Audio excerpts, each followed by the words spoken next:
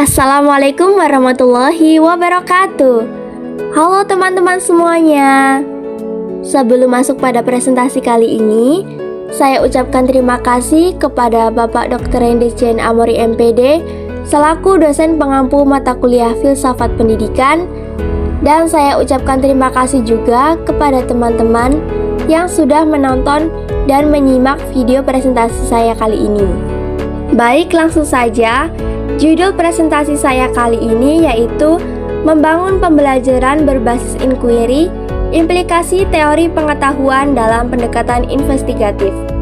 Nama penyusun Hafizatus Salis dengan NIM 2024406405003 dari kelas 3A Program Studi Pendidikan Guru Sekolah Dasar Fakultas Keguruan dan Ilmu Pendidikan, disusun untuk memenuhi mata kuliah Filsafat Pendidikan yang diampu oleh Bapak Dr. Rendes Jen Amori MPD.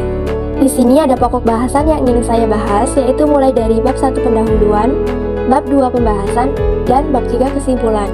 Latar belakang dari makalah yang saya buat yaitu pendekatan inquiry telah lama dikenal dalam pendidikan sains, yaitu sebagai pendekatan yang efektif dalam membangun pemahaman yang mendalam dan bermakna pada peserta didik. Bermula pada konstruktivisme yang diperkuat oleh kajian epistemologi. Nah, inquiry ini memandang bahwa pengetahuan tidak diterima begitu saja, tetapi dikonstruksi melalui pengalaman langsung dan aktivitas berpikir kritis. Nah, dalam pendidikan sains, pendekatan ini telah lama digunakan untuk menemukan kemampuan memecahkan masalah, mengajukan pertanyaan, merumuskan hipotesis, serta menarik kesimpulan berdasarkan bukti yang ada. Dengan demikian, pembelajaran berbasis inquiry dapat mendorong peserta didik untuk memahami konsep secara lebih mendalam, kontekstual, dan bermakna.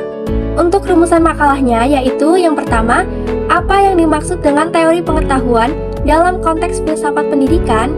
Lalu yang kedua, bagaimana konsep dan karakteristik pendekatan inquiry atau investigatif dalam pembelajaran.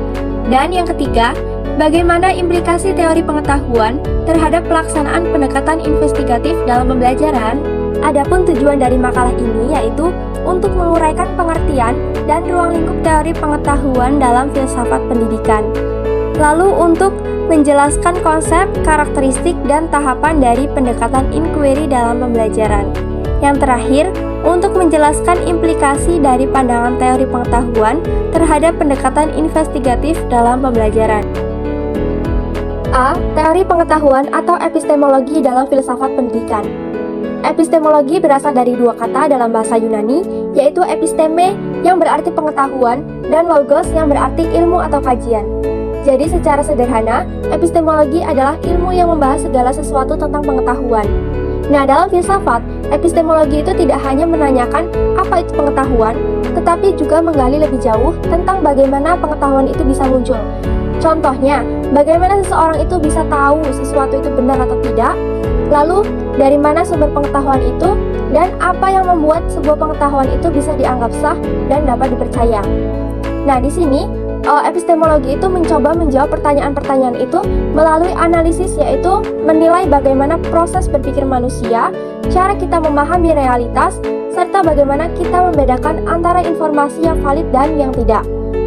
Nah, ketika konsep epistemologi ini dibawa ke dunia pendidikan, pengaruhnya itu menjadi sangat besar.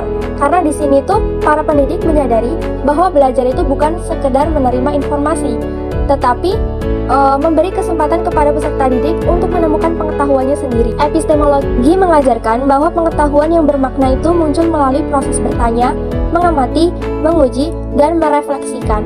Itulah sebabnya konsep ini sangat mendukung pendekatan pembelajaran inquiry. Di dalam inquiry, siswa itu didorong untuk mencari tahu, melakukan penyelidikan, memverifikasi informasi, dan membangun pemahamannya berdasarkan bukti yang ada. Melalui cara ini, siswa tidak hanya menghafal teori, tetapi benar-benar memahami dan mampu menjelaskan mengapa sesuatu bisa terjadi. Pengetahuan yang diperoleh pun menjadi lebih mendalam, lebih kritis, dan lebih autentik karena siswa terlibat langsung dalam proses menemukan kebenaran. D. Pendekatan inquiry. Pendekatan inquiry adalah pendekatan pembelajaran yang menempatkan peserta didik sebagai pusat proses belajar. Nah, dalam pendekatan ini, siswa tidak hanya mendengarkan penjelasan dari guru, tetapi aktif terlibat dalam pengamatan, melakukan percobaan, dan menganalisis apa yang sudah mereka temukan.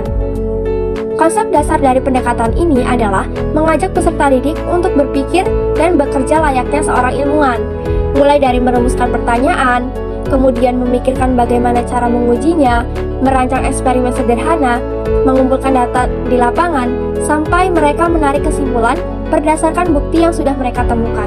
Nah, proses ini membuat siswa itu lebih memahami apa yang sedang mereka pelajari, karena di situ mereka benar-benar mengalami dan membuktikannya sendiri. Dalam praktiknya, di sini peran guru bukan sebagai pemberi informasi utama, tetapi berperan sebagai fasilitator, yang dimana guru itu membantu menyediakan arahan, mengajukan pertanyaan pemicu, serta menciptakan suasana belajar yang dapat memancing rasa ingin tahu peserta didik. Sementara itu, di sini peserta didik berperan sebagai investigator, atau mereka itu aktif dalam mengamati fenomena yang ada, lalu mengajukan pertanyaan kritis, melakukan pengumpulan data, serta menganalisis hasil yang sudah diperoleh. Prinsip dasar dalam pendekatan inquiry. Yang pertama itu, pembelajaran sebagai proses aktif. Guru tidak hanya menjelaskan materi, tetapi memberi kesempatan siswa untuk melakukan sesuatu, misalnya dalam mengamati, berdiskusi, mencoba alat, memecahkan masalah, atau membuat kesimpulannya sendiri. Lalu yang kedua, peserta didik memperbaharui pengetahuan melalui pengalaman. Di sini siswa dibimbing untuk menghubungkan pengalaman baru dengan pengetahuan sebelumnya. Contohnya, sebelum melakukan eksperimen, guru bertanya kepada peserta didik. Contohnya yaitu, menurut kalian, kenapa es bisa mencair? Nah, setelah eksperimen, siswa itu membandingkan hasil nyata dengan dugaan awal. Dengan begitu, pengetahuan mereka itu dapat diperbarui dari pengalamannya langsung. Lalu, yang ketiga yaitu menekankan penemuan, eksperimen, dan refleksi. Di sini guru menyediakan aktivitas yang memungkinkan siswa untuk menemukan konsep sendiri. Nah, setelah itu mereka diajak untuk melakukan refleksi, yaitu guru bertanya kepada peserta didik apa yang sudah mereka pelajari, apa yang berubah dari pemahaman awal, dan kenapa demikian. Lalu yang terakhir itu mendorong pemahaman ilmiah yang lebih mendalam. Pembelajaran tidak berhenti pada hafalan, tetapi mendorong siswa untuk berpikir kritis. Di sini guru memberi siswa dengan pertanyaan lanjutan, lalu meminta bukti atau meminta mereka untuk menerapkan konsep pada situasi yang berbeda. Jenis-jenis inquiry dalam pembelajaran. Yang pertama ada struktur inquiry. Di sini guru sudah menyiapkan semuanya, mulai dari masalah, langkah kerja, dan prosedur. Tugas siswa itu hanya mengikuti langkah-langkah itu dan menemukan hasilnya. Lalu yang kedua ada guided inquiry. Guru hanya memberikan pertanyaan atau suatu permasalahan, tetapi cara menyelidikinya itu ditentukan oleh siswa. Nah, siswa itu harus membuat langkah kerja sendiri, memilih cara mengumpulkan data, dan mencari jawabannya. Lalu yang ketiga itu ada open inquiry. Di sini siswa bebas untuk menentukan semuanya, mulai dari pertanyaan, cara menyelidiki, mengumpulkan data, sampai menarik kesimpulan. Tugas guru hanya untuk mendampingi saja. Lalu yang keempat itu ada problem-based inquiry. Inquiry yang dimulai dari masalah nyata.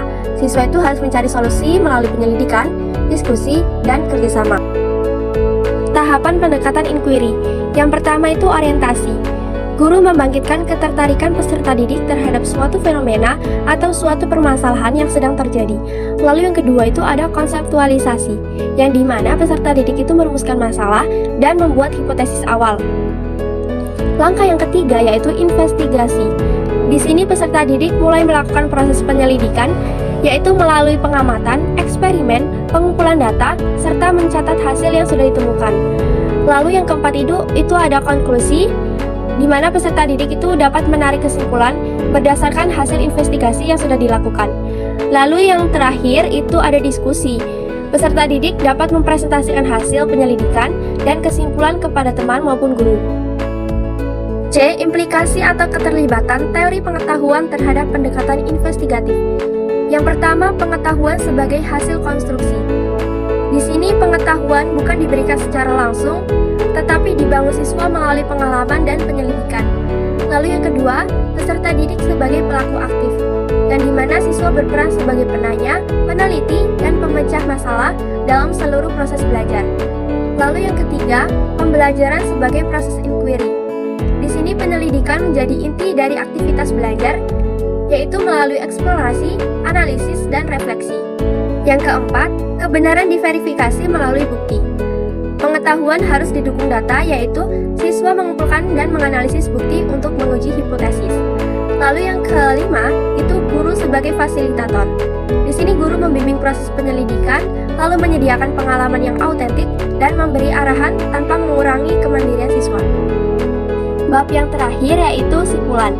Pendekatan inquiry memiliki landasan filosofis pada epistemologi yang mempelajari asal-usul dan validitas pengetahuan. Nah, dalam konteks pendidikan, epistemologi menekankan bahwa pengetahuan harus dibangun oleh peserta didik melalui proses aktif.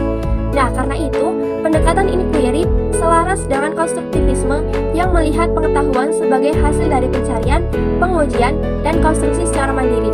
Hal ini tampak dalam peran peserta didik sebagai penyelidik yang mengajukan pertanyaan, merumuskan hipotesis, melakukan eksperimen, dan menarik kesimpulan berdasarkan bukti melalui siklus inquiry, yaitu orientasi, konseptualisasi, investigasi, konklusi, dan diskusi. Oke, baik, itu saja presentasi saya kali ini.